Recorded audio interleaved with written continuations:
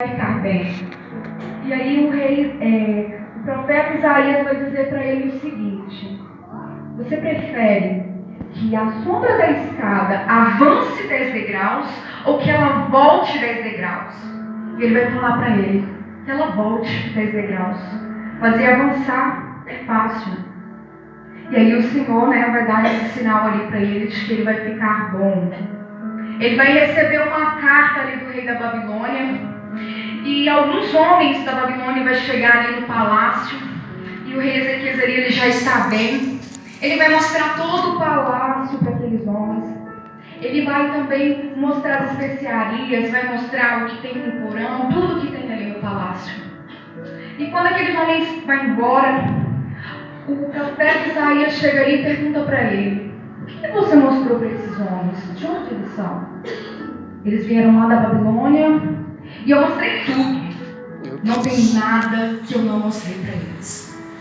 E aqui no versículo 17 do capítulo 20, Isaías vai dizer o seguinte, que o Senhor manda dizer para o rei Ezequias: eis que vem dias em que tudo quanto houver em tua casa, com que entesourar os teus pais até o dia de hoje, será levado para a Babilônia. Não ficará coisa alguma, disse o Senhor. E ainda até de teus filhos que procederem de ti e que tu gerares tomarão, para que se sejam eunucos no pasto do rei da Babilônia.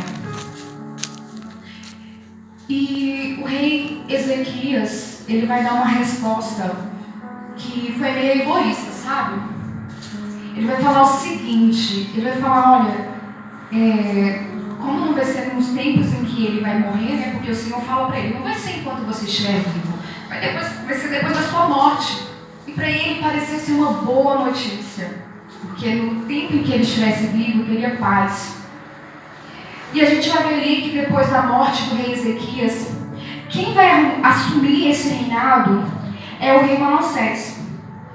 E a palavra do Senhor vai dizer assim, que o rei Manassés, ele assumiu o reinado com 12 anos de idade. Ele governou 55 anos em Jerusalém. Ele não seguiu o exemplo do seu pai Ezequias. A palavra vai nos dizer que ele pecou contra Deus. Ele levantou altares pagãos e até mesmo ofereceu seu filho como sacrifício. Depois da morte do rei Manassés, quem vai assumir o reinado é o seu filho Amon. E a palavra do Senhor vai dizer o seguinte, que ele reinou em seu lugar e ele assumiu o reinado com 22 anos de idade. Ele vai reinar ali durante 2 anos e ele vai seguir o mesmo exemplo do pai dele, fazendo tudo aquilo que não agrada ao olho do Senhor, adorando Deus. E ali a palavra vai dizer que alguns oficiais, eles fazem algumas conspirações contra ele e matam ele. E aí o povo de Judá vai matar aquelas pessoas que fizeram aquela conspiração e vai colocar o seu filho, o rei Josias, para assumir o reinado. E aí a gente vai ver que o rei Josias, ele vai assumir ali o reinado com apenas 8 anos de idade. Ele ainda era uma criança. Mas devido a uma promessa que o Senhor havia feito ao seu antepassado, o rei Davi, que sempre haveria uma pessoa na descendência dele, ali no trono de Judá, veio se concretizar também com o rei Josias, mesmo ele tendo apenas 8 anos de idade. E a palavra do Senhor vai nos dizer que ele reinou durante 31 anos em Jerusalém. Além disso, a gente vai ver aqui que ele não vai seguir o exemplo do seu pai, mas ele vai seguir o exemplo do seu antepassado, o rei Davi. Por mais que ele não tinha essa referência dentro da sua própria casa, ele veio seguir um exemplo de um homem que foi seguindo o coração de Deus. E no 8º ano do seu reinado, o rei Josias, ele vai fazer com que toda a cidade seja purificada. E a gente vai ver ali que ele vai quebrar altares pagãos. Ele vai fazer destruir, tudo que não agrada ao Senhor, o Deus de Israel. E no 10º ano do seu reinado, no 18º ano do seu reinado, o rei Josias, ele vai reparar o templo. Vai começar ali uma reforma no templo do Senhor. E a palavra do Senhor vai nos dizer o seguinte, que ele separa ali o dinheiro e ele leva ali para aquelas pessoas responsáveis pela reforma do templo do Senhor. E eles começam ali a reforma e ele nem faz questão de prestar contas, porque ele sabe que as pessoas que estão ali são fiéis, são leais, que ele pode confiar. A palavra vai nos dizer mais ainda, que Hilquias, o sacerdote, ele vai achar o livro da lei e ele vai entregar para Safã, o escrivão. E Safã, o escrivão, ele vai estar lendo esse livro da lei. Tudo indica que esse livro está lá dentro dos 5 Pentateucos, né? Os 5 primeiros livros da Bíblia. Indica que é o livro de Deuteronômios, o capítulo 28, que vai falar acerca das bênçãos para aqueles que forem obedientes, castigo para aqueles que forem desobedientes. E a gente vai ver aqui que Safã, o escrivão, vai levar esse livro da lei ali para o rei Josias, e ele vai fazer questão que o rei Josias escute também o que está escrito naquele livro. E a gente vai ver aqui uma atitude excelente do rei Josias, porque no momento que ele escuta esse livro da lei, ele vai rasgar as suas vestes em sinal de tristeza. A palavra vai dizer que ele entendeu que aquele povo pecou muito contra Deus e que a ira do Senhor se acendeu contra aquele povo. Então ele vai fazer o seguinte, vai reunir alguns homens e vai dar a seguinte ordem. Dentre deles está Safã, o escrivão, e Hilquias, o sacerdote. E ele vai falar, olha, consulte a profetisa Hulda. Vai lá consultar para saber o que Deus tem a dizer para esse povo de Israel. O que Deus tem a dizer para mim. E aí esses homens chegam lá diante da profetisa Hulda. E ela vai dizer o seguinte, eu gostaria que os irmãos acompanhassem. Lá em 2 Reis 22, no versículo 15. Assim diz o Senhor, o Deus de Israel. Dizei ao homem que vos enviou a mim, assim diz o Senhor. Eis que trarei mal sobre este lugar e sobre os seus moradores, a saber todas as palavras do livro que leu o rei de Judá.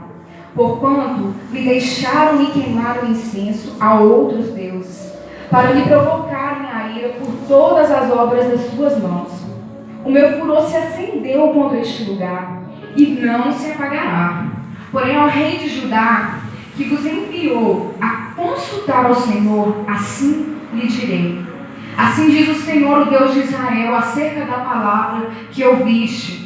Porquanto o teu coração se enterneceu e te humilhaste perante o Senhor, quando ouviste o que falei contra este lugar e contra os seus moradores, que seriam para assolação e para maldição, e rasgastes as tuas vestes e chorastes perante mim. Também eu te ouvi, diz o Senhor, pelo que eis que eu te ajuntarei a teus pais, e tu serás ajuntado em paz à tua sepultura. E os teus olhos não verão todo o mal que hei de trazer sobre este lugar. Então tornaram a trazer a resposta ao rei. E a gente vai ver aqui uma atitude bem diferenciada desse rei. Porque esse rei, a gente já viu aqui falando que ele não se desviou nem para a esquerda, nem para a direita. Mas ele seguia os mandamentos do Senhor. E a atitude que ele vai ter não é egoísta. A atitude que ele vai ter é de reunir aquele povo, os sacerdotes, os levitas, todos os maiores e até aqueles que são humildes. Ele faz questão que todos estejam reunidos ali no templo do Senhor.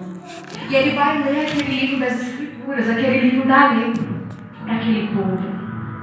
E vai falar o seguinte para eles, para que eles façam ali um concerto com o Senhor, para abandonar o pecado, para que eles venham seguir os mandamentos de todo o coração, de toda a alma deles. E assim, ele vai reunir algumas pessoas para ir pela cidade, e tudo aquilo que ainda tem de pecado no meio do povo, ele vai fazer com que seja destruído. Os altares pagãos, ele faz com que seja destruído. As casas de prostitutas que tinham sido levantadas por aquele povo, foi tudo destruído. E a gente vai ver uma festa de celebração da Páscoa também. E a palavra do Senhor vai nos dizer que não houve festa igual aquela, uma celebração como aquela. E me traz a memória que quando o pecador se arrepende, a festa no céu também. Aquela festa não aconteceu, não foi somente ali, naquele momento, mas no céu também estava tendo festa. Aleluia.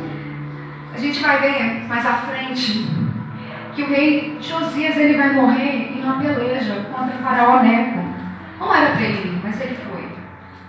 E ali ele é ferido por uma flecha e ele fica muito ferido e morre.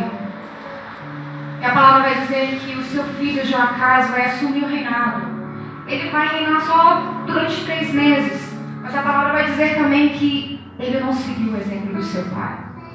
Ele não seguiu o mesmo caminho do seu pai. E ele foi levado pelo rei faraó Neco.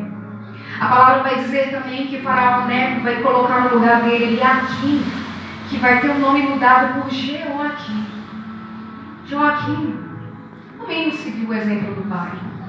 Ele fez tudo que era errado, pecou, fez com que aquele povo de Israel pecasse. E aí vai se cumprir algo que o Senhor havia falado. Aquele povo ele vai ser levado cativo pelo rei da Babilônia, o Nabucodonosor. E a gente vai ver ali o cenário do povo de Israel. Eles eram uma hora rebeldes, outra hora se voltavam para a palavra do Senhor, mas sempre voltavam na rebeldia. Trazendo isso para os dias de hoje, o Senhor veio falando bastante no meu coração, que no momento em que a gente vê aqui falando sobre o reparo, a reforma na casa do Senhor, vem me lembrar, vem me trazer à mente, será que a gente está tendo um zelo pela casa do Senhor? Será que a gente está tendo cuidado pela casa do Senhor?